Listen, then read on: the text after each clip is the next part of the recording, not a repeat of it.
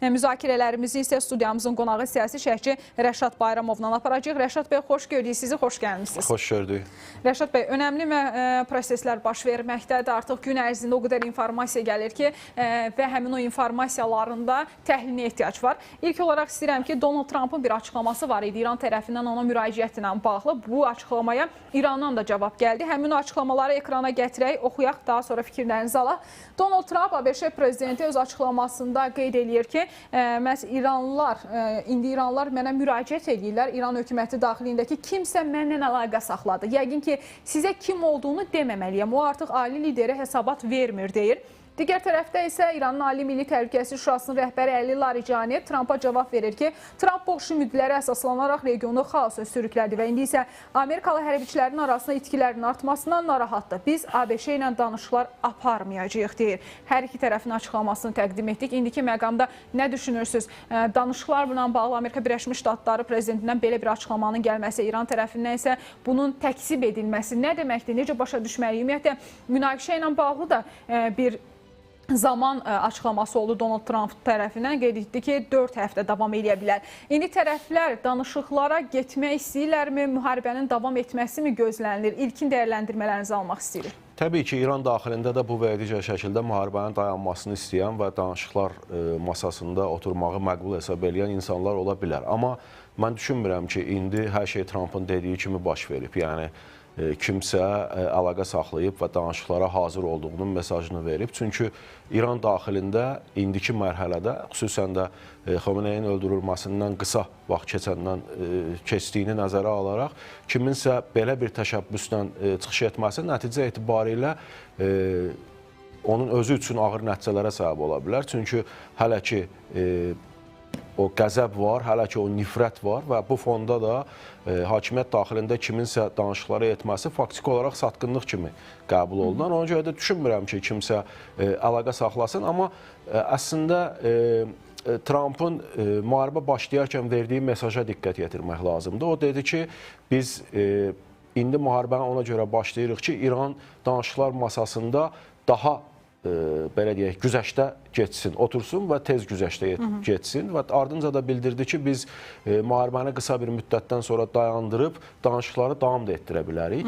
İndi o baxımdan Trumpın bu şəkildə mesaj verməsi faktiki olaraq bir çağırış kimi qiymətləndirilməlidir əslində. Yəni, İranda hakimiyyət daxilində kimlərəsə mesajın ötürülməsidir ki, əgər danışıq istəyirsinizsə, danışıqlar başlaya bilər və müharibəni dayandıra bilərik. Amma yenə deyirəm, ola bilər bir neçə gün sonra bu istiqamətdə İran rəhbərliyi tərəfindən kimsəlinsə konkret olaraq təşəbbüsü olsun. Amma indiki mərhələdə bu inandırıcı deyil və xüsusən də burada Trump faktiki olaraq Pezeşkiyanı bir növ belə deyək, töhmət altında qoyur. O artıq ali dini liderə... Düşünürsünüz ki, Pezeşkiyana işarə edir, o artıq ali dini liderə hesabat vermir deyəndə ilk növbədə Pezeşkiyan göz önünə gəlir. Çünki ölkənin prezidentidir və təbii ki, bütün qərarlarında, bütün addımlarında da elə konstitusiyaya görə də ilk növbədə belə deyək, ali dini liderə hesabat verən şəxsdir. O baxımdan birbaşa ona hədəflənmiş faktiki olaraq müraciət kimi də qəbul oluna bilər. Yəni,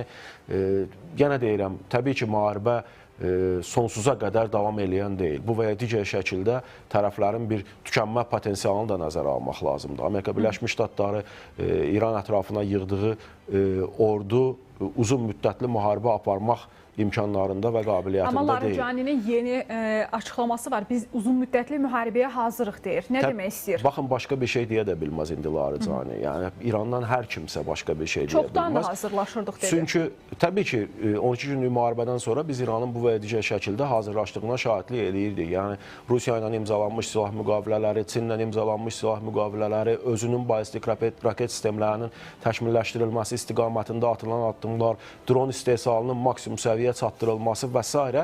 İranın hazırlaşdığını deməyə əsas verirdi. Amma İran doğrudan da hazırdırmı uzun müddətli müharibəyə? Düşünmürəm ki, belə olsun. Çünki uzun müddətli müharibəyə təkcə belə deyək, silah, sursat və texnika baxımından təmin olunma, uzun müddətli müharibəyə hazır olmaq demək deyil. Rəşad Bunun bəy, iqtisadi çox üzr tərəfi də var, istəyirəm. bunun daxili... Bu yerdə yeni bir məlumat gəlib. Biz bilirik ki, Əli Xamneyinin ölümündən sonra müvəqqəti olaraq onun yerinə seçilən şəxs var, Əlirza Ərəfiyev və onun ilk açıqlaması gəlib, dəyərli izləyicilər, və o qeyd edir ki, İran rəhbərliyi ABC və İsrailin təcavüzü ilə bağlı bütün problemlərin öhdəsindən gəlmək üçün çalışır. Qeyd edir ki, bunu İranın müvəqqəti rəhbərlik şurasının üzvü Əlirza Ərəfi deyib. Müvəqqəti rəhbərlik şurası mütəmadi iclaslar keçirir və öz vəzifələrini yerinə yetirir. Gənclər, elita və cəmiyyətin bütün təbəqələrinin köməyi ilə bu bəlanı dəf eləyəcək. İranın böyük və nəcib xalqına əminliklə bildirirəm ki, ölkənin bütün qüvvələri və institutları bu vəziyyəti aşmaq üçün çalışır deyə o bildirib. Bir daha qeyd edək ki, bu açıqlama İranın müvəqqəti rəhbərlik şurasının üzvü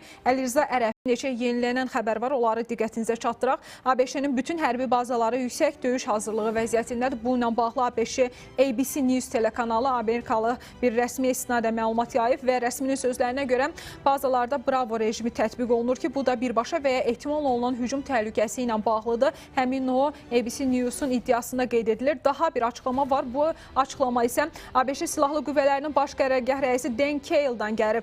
Bu, bir gecədə həyata keçirilə biləcək əməliyyat deyil. Məqsədlərimizə çatmaq üçün vaxt lazım olacaq.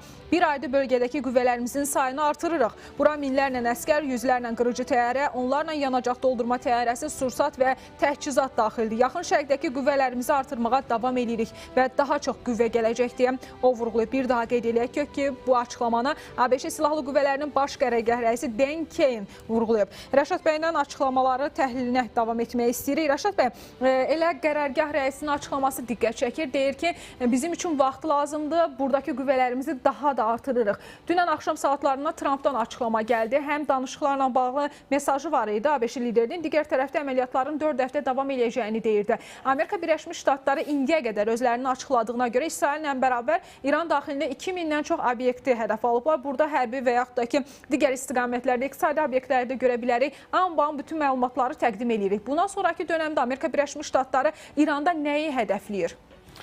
Baxın, prinsip etibarilə məqsədlərə çatmaq üçün, yəni hədəflərə nail olmaq üçün vaxt lazımdır mesajı ilə çıxış eləyən tərəf əslində hədəflərin nə olduğunu da elan etməlidir. Yəni biz bilirik ki, müharibə artıq İranın nüvə potensialının zəiflədilməsi və yaxud da uranın zənginləşdirilməsindən imtinanı təkcə özündə ehtiva etmir. Yəni burada artıq ballistik raket sistemlərindən imtina nəzərdə tutulub, burada artıq proksi qüvvələrə dəstək verilməsindən imtinası nəzərdə tutulub və ən əsası da əgər Trump açıqlama verib, biz rejimi devirib hakimiyyəti xalqa verəcəyi kimi bəyanatla çıxış eləyirsə və onun ardınca da bizim 3 namizədimiz var kimi bəyanatlarla çıxış eləyirsə ali dini liderin yerinə, bu o deməkdir ki, Amerika Birləşmiş Ştatlarının hədəflərindən biri həm də hakimiyyət dəyişikliyidir, yəni rejim dəyişikliyidir daxildə. Bu hədəflərə çatmaq üçün 4 həftəlik müddət təbii ki, hədəfləri belə deyək, bu hədəflərə nail olmaq mümkün deyil 4 həftəlik müddətlə. O baxımdan baş qərargah rəisinin açıqlaması prinsip etibarilə daha belə deyək, realdır və o vaxtın doğrudan da lazım olduğu ilə bağlı bəyanat verir. Çünki baxın, nüvə obyektləri vurulur, raket sistemləri, obyektləri vurulur, havadan müdafiə sistemləri vurulur. Qeyd etdiyiniz kimi iqtisadi mərkəzlər, iqtisadi dayaqlar, hansılar ki, müharibənin davam etdirilməsi üçün bu və ya digər şəkildə İranın ayaqda qalmasına, iqtisadi cəhətdən az da olsa təminatı həyata keçirməyə imkan verə bilər. Onlar zərbə altındadır. Yəni, prinsip etibarilə bütün bu hədəflər əgər artıq zərərsizləşdirilibsə, onda müharibə niyə davam eləyir? Demək ki, məsələ fərqlidir. Bilirsiniz, məsələ hardan yaranır? Bu günləri İsrail də, Amerika Birləşmiş Ştatları da hər nə qədər İranı bombalasalar da, hər nə qədər, belə deyək, müvafiq sistemləri darmadağın etsələr də, amma nə var?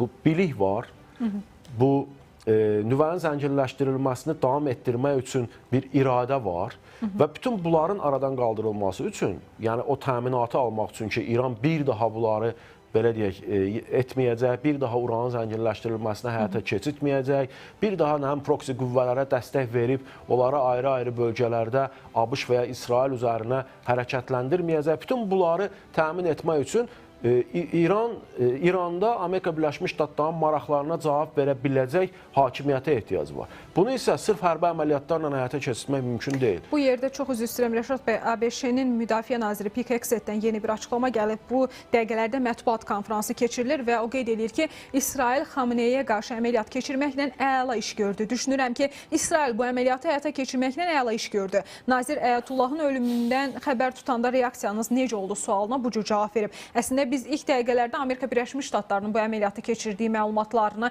yəni bu nəticəyə gəlmişdik. Verilən ilkin məlumatlar da sanki bunu deməyə əsas verirdi. Amma indi Amerika Birləşmiş Ştatlarının müdafiə naziri, indi nəzərə alsaq ki, həmin o nazirliyin adını müharibə nazirliyi də eləyiblər. Deyir ki, bunu İsrail etdi. Nə başa düşək? İsrail tək başına Amerika Birləşmiş Ştatları olmadan bu cür geniş miqyaslı bir əməliyyat eləyə bilərdimi və nəzərə alsaq ki, həmin o istəyirəm ki, yenidən biz ekranlara gətirək o görüntüləri. Məsələn, bu kompleksin vurulması zamanı 60 partlayış olmuşdu, 60 bombadan istifadə edilmişdi və böyük bir ərazini əhatə edən kompleks dəqiqələr içərisində məhv edilmişdi. Daha sonrasında kütləvi informasiya vasitələrinin iddiaları var idi ki, bir dəqiqə içərisində baş tutdu bütün bunlar.